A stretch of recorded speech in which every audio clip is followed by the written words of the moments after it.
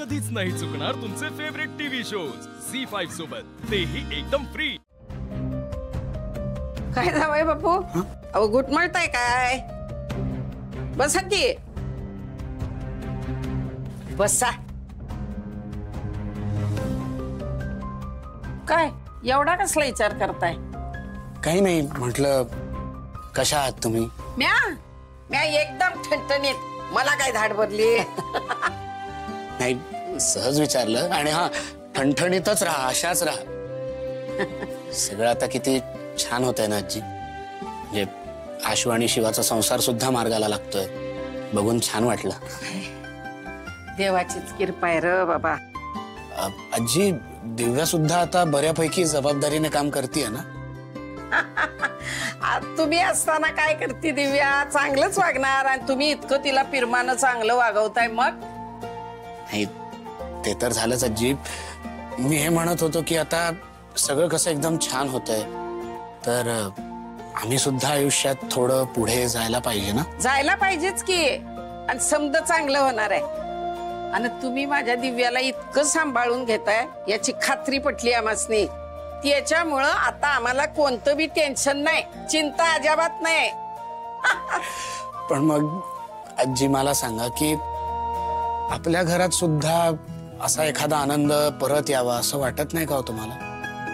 वाटतंय की, आणि येणार आनंद घरात परत। म्हणजे काय?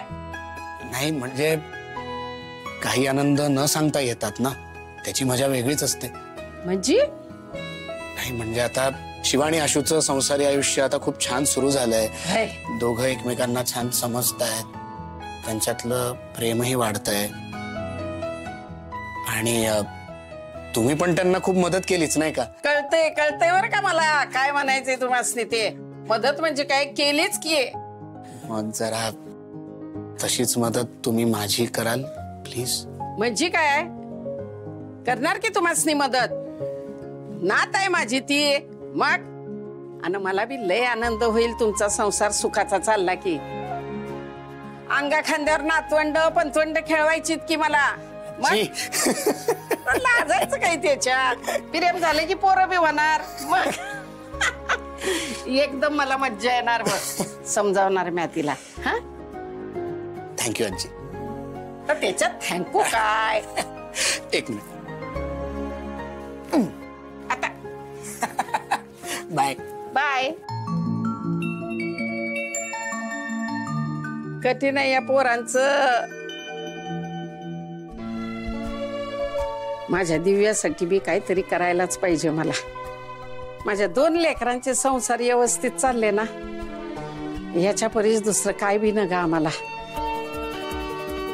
माझ्या कैलासाला शांती मिळाली वरती।